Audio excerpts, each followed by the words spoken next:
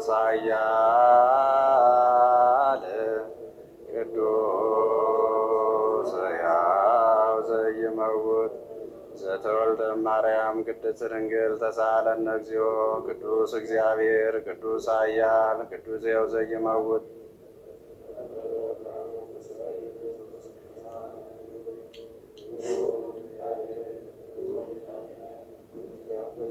ዘተንሳ ሙታነ መሳለስለት አርገ በስብሐት ውስተ ሰማያት ወነበረ በየማናሁ ዳግመ ይመጽእ በስብሐት ይኰንን ሕያዋነ ሙታነ ተሳሃለነ እግዚኦ። ስብሐት ለአብ ስብሐት ለወልድ ስብሐት ለመንፈስ ቅዱስ ይእዜኒ ወዘልፈኒ ወለዓለመ ዓለም አሜን አሜን።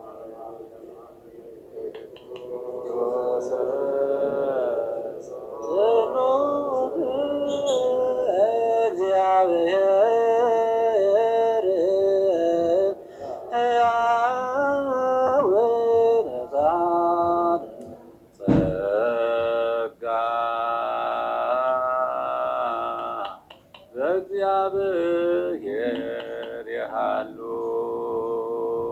ምስሌክ ምስለ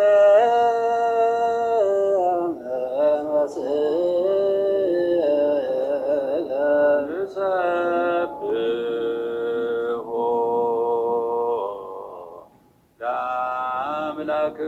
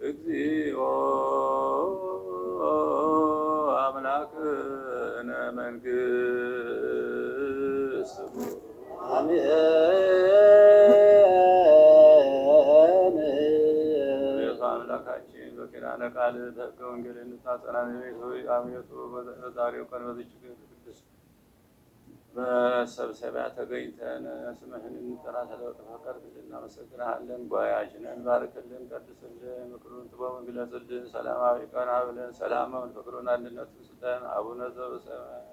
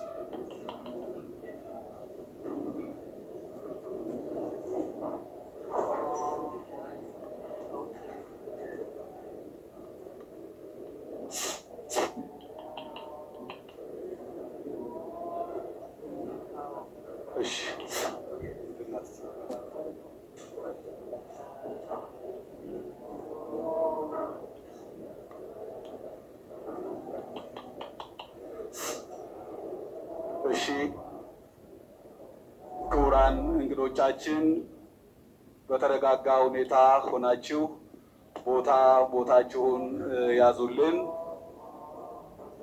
ድምፅ ቀንሱ።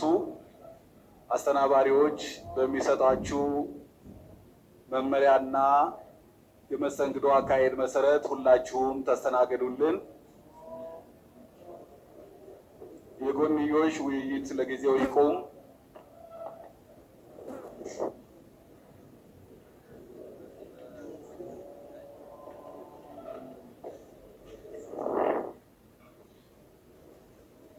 አሁን ብፁዕ ወቅዱስ አባታችን አቡነ ሳዊሮስ፣ ብፁዕ አባታችን አቡነ ዲዮስቆሮስ፣ ብፁዕ አባታችን አቡነ ማርቆስ፣ ብፁዕ አባታችን አቡነ ሕርያቆስ፣ ብፁዓን አበው ሊቃነ ጳጳሳት፣ ክቡራን ምክትል ስራ አስኪያጆች እና ክቡራን የመንበረ ፓትርያርክ ጠቅላይ ቤተ ክህነት የስራ ኃላፊዎች፣ በአጠቃላይ የዚህ ታላቅ ጉባኤ ታዳሚዎችና ተሳታፊዎች፣ አሁን ከዚህ ቀጥሎ መርሃ ግብሩን አስተዋውቅና ወደ ቀጣዩ መርሃ ግብር እወስዳችኋለሁ። የጠዋቱ መርሃ ግብራችን ሊሆን የነበረው እስካሁን ድረስ የተከናወነው ከ3 ሰዓት ተኩል እስከ 3 ሰዓት ከ40 ድረስ መርሃ ግብሩ በጸሎት ይከፈትና ጸሎተ ወንጌል ይደርሳል ነበር። እሱ ተከናውኗል። ከዚህ ቀጥሎ ያለው መርሃ ግብር ቃለ ጉባኤ አርቃቂዎች ይሰየማሉ። ከቃለ ጉባኤ አርቃቂዎች በመቀጠል የትምህርትና ማሰልጠኛ መምሪያ ዋና ኃላፊ ክቡር መጋቤ ሐዲስ ኃይለ እግዚእ አሰፋ የጉባኤውን ዓላማና መዳረሻ መግለጫ ወይም ደግሞ መነሻ ሀሳብ ያቀርባሉ። ከዚያ በመቀጠል የመምሪያችን ሊቀ ጳጳስ ብፁዕ አቡነ ማርቆስ እንደዚሁ የእንኳን ደህና መጣችሁ መልእክት አስተላልፈው ብፁዕ ጠቅላይ ዋና ስራ አስኪያጅን ይጋብዛሉ። ብፁዕ ጠቅላይ ዋና ስራ አስኪያጅን በማስከተል ብፁዕ ጠቅላይ ስራ አስኪያጅ አባታዊ መልእክታቸውንና የስራ መመሪያቸውን ካስተላለፉ በኋላ ብፁዕ ቅዱስ አባታችንን ይጋብዛሉ። በማስከተል ብፁዕ ቅዱስ አባታችን አባታዊ ቡራኬ መመሪያ ይሰጡንና ከዛ ወደ ቀጣዩ መርሃ ግብር ስንሄድ የመጀመሪያው ዙር የመወያያ ርዕስ ጥናታዊ ጽሑፍ ይቀርባል። በማስከተል በቀረበው ጽሑፍ ላይ ለ30 ደቂቃ ያክል ጥያቄዎች ይቀርቡና መልስ ከተሰጠባቸው በኋላ ቀጥታ የእረፍት ወይም የምሳ ክፍለ ጊዜ ይሆናል ማለት ነው። በማያያዝ ሁለተኛው ጥናታዊ ጽሑፍ ከምሳ መልስ ከቀረበ በኋላ እንደዚሁ በቀረበው ጥናታዊ ጽሑፍ ላይ ለ30 ደቂቃ ሀሳብ ከተሰጠ በኋላ መጨረሻ ላይ የዕለቱ መርሃ ግብር ከቀኑ 9 ሰዓት ተኩል ይጠናቀቅና ከቀኑ 9 ሰዓት ተኩል ቀጥታ ከዚህ ወጥተን ወደ ቤተ መጻሕፍትና ወመዘክር ሙዚየም ጉብኝት እናደርጋለን። በማያያዝ የእረፍት ሰዓት የሻይ ቡና ሰዓት ይሆንና መርሃ ግብሩ ከቀኑ 10 ሰዓት ይጠናቀቃል ማለት ነው። የዛሬው የነገውን ነገ እናስተዋውቃችኋለን። አሁን ከዚህ ቀጥሎ ቀጥታ የቃለ ጉባኤ አርቃቂዎችን ስም እጠራለሁኝ። ቃለ ጉባኤ አርቃቂ ሆናችሁ እንድትሰሩ የተወከላችሁ ወይም የተመደባችሁ ስማችሁን ተከታተሉልኝ። መጋቤ ሀብታት ቃለ ወንጌል ታደሰ፣ ሊቀ ኅሩያን ዓለምሸት ገብረ ጻድቅ፣ መጋቤ ሃይማኖት የታባለው አድማሱ። እነዚህ 3 የቤተ ክርስቲያናችን አባቶችና ወንድሞች ቃለ ጉባኤ ያረቁልናል፣ የዕለቱን ዘገባ ይይዛሉ። ከዚህ ቀጥሎ የምንሄደው ቀጥታ የትምህርትና ማሰልጠኛ መምሪያ ኃላፊ የጉባኤውን ዓላማ በተመለከተ መግለጫ ይሰጣሉና ቀጥታ ወደ ክቡር መጋቤ ሐዲስ ኃይለ እግዚእ አሰፋ እንወስዳቸዋለን። ብፁዕ ቅዱስ አባታችን እንዲፈቅዱላቸው በታላቅ ትሕትና ጠይቃለሁኝ።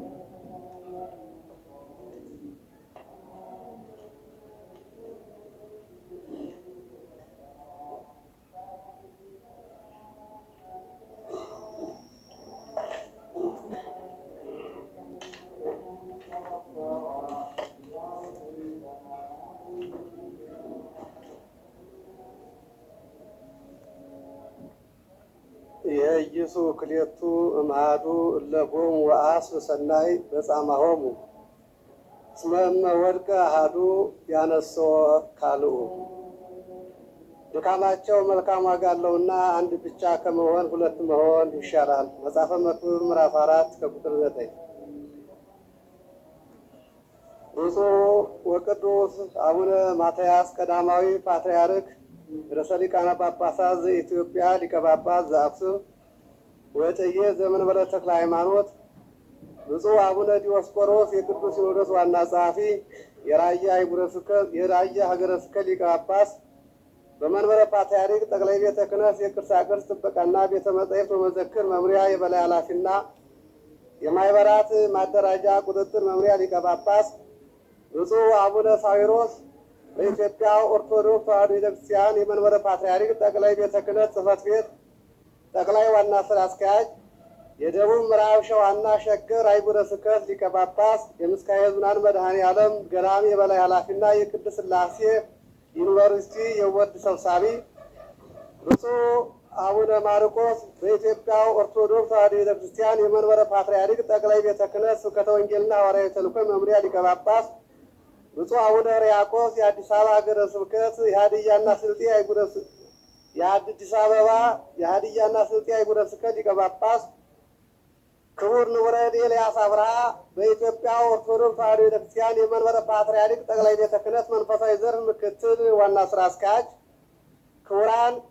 ክቡር ረዳት ፕሮፌሰር ግርማ ባቱ በኢትዮጵያ ኦርቶዶክስ ተዋሕዶ ቤተክርስቲያን የመንበረ ፓትርያርክ ጠቅላይ ቤተ ክህነት ማህበራዊና ኢኮኖሚያዊ ዘርፍ ምክትል ስራ አስኪያጅ፣ ክቡራን የመንበረ ፓትርያርክ ጠቅላይ ቤተ ክህነት የመምሪያና ድርጅት ኃላፊዎች፣ ክቡር መላከ ሰላም ዳዊት ያሬድ በኢትዮጵያ ኦርቶዶክስ ተዋሕዶ ቤተክርስቲያን የመንበረ ፓትርያርክ ጠቅላይ ቤተ ክህነት የስብከተ ወንጌልና ሐዋርያዊ ተልእኮ መምሪያ ዋና ኃላፊ፣ ክቡራን ከየአህጉረ ስብከቱ የመጣችው የስብከተ ወንጌል ክፍልና የትምህርት ክፍል ኃላፊዎች፣ ክቡራን በአዲስ አበባ ሀገረ ስብከት የትምህርት ክፍልና የስብከተ ወንጌል ክፍል ኃላፊዎች፣ ክቡራን በአዲስ አበባ ሀገረ ስብከት የስምንቱም ክፍላተ ከተማ የትምህርት ክፍልና የስብከተ ወንጌል ክፍል ኃላፊዎች፣ ክቡራን በዛሬው ዕለት በጽርሐ ተዋሕዶ አዳራሽ የታደማችሁ ሁላችሁ፣ ከሁሉ አስቀድሞ በአባታዊ ፍቅሩ ጠርቶ ከሩቅና ከቅርብ በሰላም አምጥቶ ያገናኘን የአባቶቻችን አምላክ ምስጋና ይድረሰው እያልኩ ሁለት አካላት በአንድነት ቢሰሩ ወይም ሲሰሩ የሚያስገኙትን ከፍተኛ ጥቅም የተገነዘበው ጠቢበኛው ሰሎሞን አንድ ከመሆን ሁለት መሆን ይሻላል ብሏል። መድኃኔ ዓለም ክርስቶስም ዋዲ ብለክሙ ለመሃብሩ ክሌቱ አው ሰለስቱ እምኔክሙ በውስተ ምድር በእንተ ኩሉ ግብር ዘሰአሉ ይትገበር ሎሙ በኀባዊየ ዘበሰማያት እስመ አብሃለው ክሌቱ ወሰለስቱ ጉዋን በስሜ ህየ ይሄሉ አነ ማእከሎሙ። ዳግመኛ እምላችኋለሁ ከእናንተ ሁለቱ ወይም ሶስቱ በምድር ላይ ስለሚለምኑት ነገር ቢተባበሩ በሰማያት ባለው በአባቴ ዘንድ ይደረግላቸዋል። ሁለት ወይም ሶስት በስሜ በሚሰበሰቡበት እኔ በዚያ በመካከላቸው እገኛለሁና ማቴዎስ 18:18 ሲል እንዳስተማረን ለአንድ ዓላማ ሁለት ወይም ሶስት ሆነው በሚሰበሰቡት መካከል እንደሚገኝ ቃል ኪዳን ሰጥቷል። ወፈነውም በበክሌቱ ሁለት ሁለት አድርጎ ላካቸው የሚለው ቃለ ወንጌልም ሁለቱ በአንድነት ቢሰሩ የሚያስገኙትን ጥቅም በግልጽ ያሳየናል። በዚህ ቃለ እግዚአብሔር መነሻነት የስብከተ ወንጌልና ሐዋርያዊ ተልእኮ መምሪያና የትምህርትና ማሰልጠኛ መምሪያ ዝክረ ወንጌል ወዝክረ ሊቃውንት በሚል መሪ ቃል ሰኔ 24 እና 25 2017 ዓ.ም በጥምረት የጋራ የምክክርና የውይይት ጉባኤ ያካሂዳሉ። ብፁዕ ወቅዱስ አባታችን ብፁዓን አበው ሊቃነ ጳጳሳት፣ ክቡራን የጉባኤው ተሳታፊዎች፣ ጥንታዊት ሐዋርያዊትና ዓለም አቀፋዊት የሆነችው የኢትዮጵያ ኦርቶዶክስ ተዋሕዶ ቤተክርስቲያን በሕገ እግዚአብሔርና በቃለ ዓዋዲ ሕጎቿ በግልጽ እንደተደነገገው ቤተ ክርስቲያኒቱ ካሏት መምሪያዎች መካከል የስብከተ ወንጌልና የትምህርት ክፍል በቀዳሚነት የሚጠቀሱ መምሪያዎች ናቸው። ሁለቱም መምሪያዎች በሥራ አፈጻጸም በቃለ ዓዋዲው የየራሳቸው የሥራ ድርሻ የተቀመጠላቸው ቢሆንም በመማር ማስተማር ዘርፍ ግን ሁለቱም መምሪያዎች አንድ የሚያደርጋቸው ተግባር አላቸው። ሌሎች መምሪያዎችም ቢሆኑ መሰረታቸው ወንጌል ነው። የቅዱስ ወንጌል ዓላማ እንዲሳካ ይሰራሉና። ስብከተ ወንጌልን በተመለከተ በቃለ ዓዋዲው አንቀጽ 18 ከንዑስ ቁጥር 1 እስከ 8 ምንና ምን መስራት እንዳለበት በግልጽ ተደንግጎ ይገኛል። ትምህርትና ማሰልጠኛ መምሪያም በተመሳሳይ በአንቀጽ 19 ከንዑስ ቁጥር 1 እስከ 14 ለአራተኛ ጊዜ ተሻሽሎ በወጣው ቃለ ዓዋዲ በግልጽ ሰፍሮ ይነበባል። ከሕጉ በመነሳት ሁለቱ መምሪያዎች ከወርሃ መጋቢት ጀምሮ የጋራ ጉባኤ ለማድረግ በውይይትና በምክክር ከቆዩ በኋላ ህብረታቸውን በማጽናት የሚከተሉትን የጋራ ዓላማዎች አውጥተዋል። የጋራ ዓላማዎች፣ አንደኛ አብነት ትምህርትንና የስብከተ ወንጌል አገልግሎትን ማናበብ። ይህ ማለት በአብነት ትምህርት ቤት ስብከተ ወንጌል እንዲስፋፋ፣ በስብከተ ወንጌልም የአብነት ትምህርት ቤት እንዲጠናከርና እንዲጠበቅ የሚያስችሉ ስራዎችን በጋራ መስራት። ሁለተኛ ተመጋጋቢ ተልዕኮ ያላቸው መምሪያዎች ተናበው የሚሰሩበትን ልምድ ማዳበር። ሶስተኛ የሰባክያነ ወንጌል መገኛ የሆኑ የአብነት ትምህርት ቤቶችን ችግር በጋራ ለመፍታት የመፍትሄ አቅጣጫ በጋራ ማስቀመጥ። አራተኛ በ10 ዓመት መሪ ዕቅድ ውስጥ ስብከተ ወንጌልና ትምህርትን በተመለከተ የተቀመጡ የጋራ ግቦችን ለማሳካት በጋራ መስራት።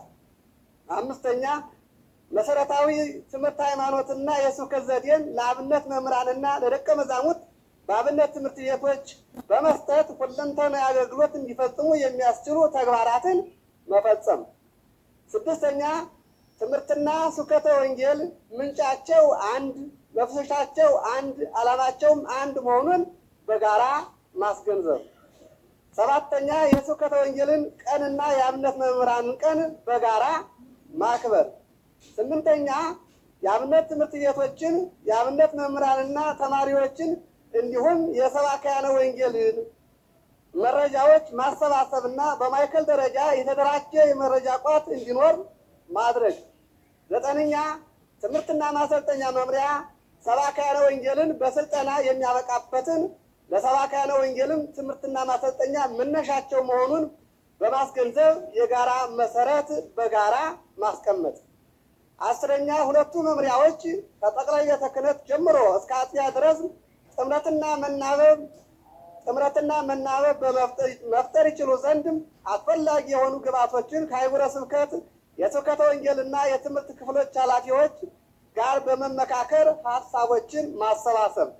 11ኛ ስለ አብነት ትምህርት በሰባክያነ ወንጌል ዘንድ ስለ ስብከተ ወንጌልም በአብነት ትምህርት ቤቶች በመምህራንና በተማሪዎች ዘንድ ያለውን የተዛባ አመለካከት በማቅናት ማስተካከልና ለጋራ ግብ በጋራ መስራትን ማጠናከር፣ ከመነቃቀፍና ከመገፋፋት ይልቅ መተባበርና መደጋገፍ እንዲቻል በጋራ ሰርቶ ማሳየት። 12ኛ በስብከተ ወንጌልና ሐዋርያዊ ተልእኮ በኩል በቤተ ክርስቲያን መዋቅር ውስጥ በአገልጋይነት ባይታቀፉም ለስብከተ ወንጌል መስፋፋት ከፍተኛ አስተዋጽኦ እያደረጉ ያሉ ሰባክያነ ወንጌልን በጋራ በማሰባሰብ ለመቆጣጠርና ለመከታተል የሚያስችል አሰራርን ማበጀት የጉባኤው ዓላማዎች ናቸው። ከዚህ ታላቅ ጉባኤ የሚጠበቁ ውጤቶች፣ አንደኛ የስብከተ ወንጌልና ሐዋርያዊ ተልእኮ መምሪያና የትምህርትና ማሰልጠኛ መምሪያ ከጠቅላይ ቤተ ክህነት እስከ አጥቢያ ድረስ ለአንዲት ቅድስት ቤተ ክርስቲያን ተልእኮ መሳካት እየተናበቡ የሚሰሩባቸው ሀሳቦች ከምክክርና ውይይት ጉባኤው ይገኛሉ። ሁለተኛ መሰረታዊ ትምህርት ሃይማኖትና የስብከት ዘዴ በሁሉም የአብነት ትምህርት ቤቶች መስጠት እንዲቻል የጋራ ውሳኔ ማስቀመጥና አቅጣጫ ማሳየት፣ ለተግባራዊነቱ የጋራ አቋም መያዝ። ሶስተኛ ሁለቱ መምሪያዎች በጋራም ሆነ በተናጠል ለሚያቅዷቸው እቅዶች ግብዓት የሚሆኑ ሀሳቦች ከጉባኤው ያገኛሉ። አራተኛ ለአብነት መምህራንና ጉባኤ ቤቶች ተብሎ ከመንበረ ፓትርያርክ ጠቅላይ ቤተ ክህነት የሚላከው በጀት ለታለመለት ዓላማ ብቻ መዋሉን ለመቆጣጠር የሚያስችሉ ስልቶች በጋራ መግባባት ይዘረጋሉ። አምስተኛ በመዋቅር ያልታቀፉ ሰባክያነ ወንጌልን ለማስተማራት ለመከታተልና ለመቆጣጠር የሚያስችሉ አሰራሮችን በግልጽ ማስቀመጥና ስብከተ ወንጌልን የበለጠ ማጠናከር የሚያስችል መንገዶችን ማበጀት።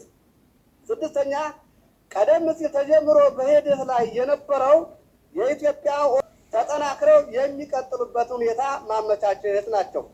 በመሆኑም ዝክረ ወንጌል ወዝክረ ሊቃውንት በሚል መሪ ቃል ሰኔ 24 እና 25 ቀን 2017 ዓመተ ምህረት የሚካሄደው የቅዱስ ቤተክርስቲያን ጉባኤ በብፁዕ ቅዱስ አባታችን ጸሎትና ቡራኬ በብፁዓን አበው ሊቃነ ጳጳሳት ትምህርትና ምክር የተሳካና የቤተ ክርስቲያንን ክብር የሚያስጠብቅ ወደፊትም በየዓመቱ በጋራ ለመገናኘት የጋራ ግብ ያስቀምጣል ብለን እናምናለን። ስኳ የኩን ትምህርት ክሙ ከመመንጦላይት የቅዱስነቶ ቡራኬ ይድረሰኝ።